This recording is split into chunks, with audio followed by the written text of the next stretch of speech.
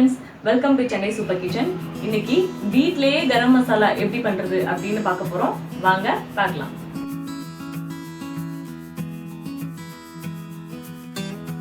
கரம் மசாலா இருக்க தேவையான பொருட்கள் பிரியாணி இலை 3. இது சின்ன சைஸ்னால நான் 3 எடுத்துருக்கேன். பெரிய பிரியாணி இலைனா 2 எடுத்துக்கோங்க. 2 துண்டு பட்டை, ஒரு முழு ஜாதிக்காய், 1 டேபிள் ஸ்பூன் சீரகம், 1 டேபிள் ஸ்பூன் மிளகு, 15 போல ஏலக்காய், 8 நட்சத்திர சோம்பு, 2 டேபிள் ஸ்பூன் சோம்பு, 1 டேபிள் ஸ்பூன் மல்லி, 1 டேபிள் ஸ்பூன் கிராம்பு. இப்போ வாங்க இதை நம்ம எப்படி பண்ணுறதுன்னு பார்க்கலாம். சட்டி காயட்டும். இது மசாலா வறுக்கிறப்போ கேஸை வந்துட்டு லோ மீடியம் ஃப்ளேமில் வச்சுக்கோங்க.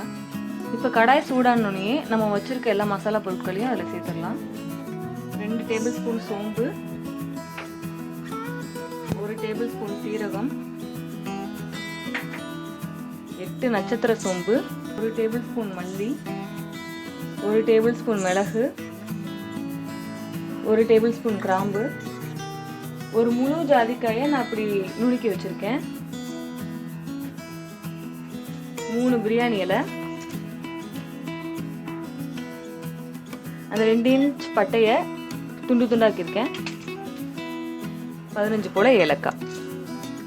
இப்போ மசாலா வறுக்கிறப்ப நம்ம ரொம்ப கவனமாக இருக்கணும். ஏன்னா மசாலா கரிஞ்சிச்சுன்னா மொத்த கரம் மசாலாவோட டேஸ்ட்டே வந்துட்டு ஸ்பாயில் ஆகிடும். லோ மீடியமில் வச்சுட்டு கரெக்டாக ஒரு 2 to 3 மினிட்ஸ் வரைக்கும் தான் நம்ம இதை வறுக்கணும். அந்த ஸ்மெல் நல்லா வரும், அது வரைக்கும் நம்ம நல்லா வறுக்கணும்.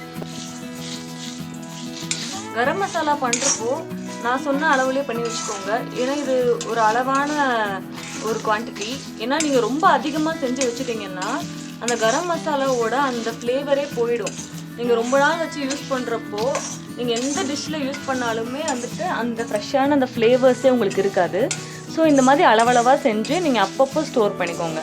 கரம் மசாலா பொறுத்த வரைக்கும் அதுதான் பெஸ்ட்டு. சில பேர் கரம் மசாலாலேயே வந்துட்டு காஞ்ச மிளகாயும் சேர்ப்பாங்க. நான் வந்துட்டு ஒவ்வொரு டிஷ்ஷுக்குமே தனியாக வந்து மிளகாய் தூள் சேர்க்குறனால நான் இதில் சேர்த்துக்கல. மசாலா 2 நிமிஷம் நல்லா வறுபட்டுருச்சு. அந்த ஸ்மெல்லே நல்லா வருது, வீடே கமகமன்ட்டு இருக்குது.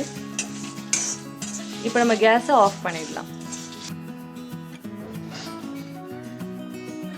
இப்போ நம்ம கரம் மசாலாவுக்கு ஃபுல்லாக வறுத்து எடுத்து வச்சுட்டோம். இது ஆறின பிறகு மிக்ஸி ஜாரில் நல்லா துணியை வச்சு தொடச்சிட்டு டிஷ்யூ வச்சு தொடச்சிட்டு அதை நம்ம இப்போ பவுடர் பண்ணி எடுத்துக்க போகிறோம். இப்போ நம்ம வறுத்து ஆற வச்ச மசாலாவையெல்லாம் மிக்சியில் போட்டு பவுடர் பண்ணி எடுத்துருக்கோம். பவுடர் பண்ணி எடுத்தோன்னே மசாலா நல்லா ஆறுனதுக்கப்புறம் இந்த மாதிரி ஒரு கண்டெய்னரில் நம்ம ஸ்டோர் பண்ணி வச்சு யூஸ் பண்ணலாம்.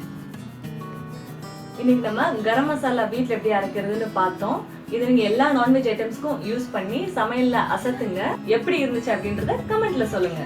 பாய்.